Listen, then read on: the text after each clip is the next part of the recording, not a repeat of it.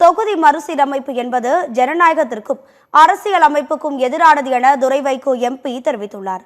மதிமுக முதன்மை செயலாளரும் எம்பியுமான துரை வைகோ திருச்சியில் செய்தியாளர்களை சந்தித்தார். அப்போது பேசிய அவர், 5 மாநில சட்டப்பேரவை தேர்தல் நடக்கும் நிலையில் அவசரமாக தொகுதி மறுவரையறையை மத்திய அரசு கொண்டு வருகிறது என தெரிவித்தார். தொகுதி மறுவரையறை என்பது ஜனநாயகத்திற்கும் அரசியல் சாசனத்திற்கும் கூட்டாட்சிக்கும் எதிரானது என்றும் கூறினார்.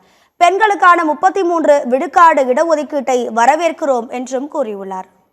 தொகுதி மறுவரை மூலம் மக்களவை மற்றும் சட்டமன்ற தொகுதிகளின் எண்ணிக்கையை அதிகரிக்கவும், பெண்களுக்காக 33 விழுக்காடு ஒதுக்கீடு நாடாளுமன்றத்திலும் சட்டமன்றத்திலும் கொண்டு வருவதற்கு மசோதாக்களை நிறைவேற்றுவதற்கு ஒன்றிய அரசு இப்பொழுது அறிவித்துள்ளது.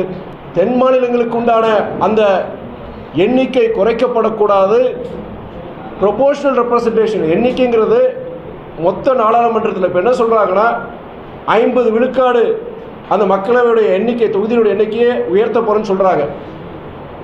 543 தொகுதியிலிருந்து 816 உயர்த்தப்படும் பொழுது மாநிலங்களுக்கு உண்டான அந்த ப்ரொபோர்ஷனல் ரெப்ரசன்டேஷன் அது குறைக்கக்கூடாதுன்னு நம்ம சொல்கிறோம்.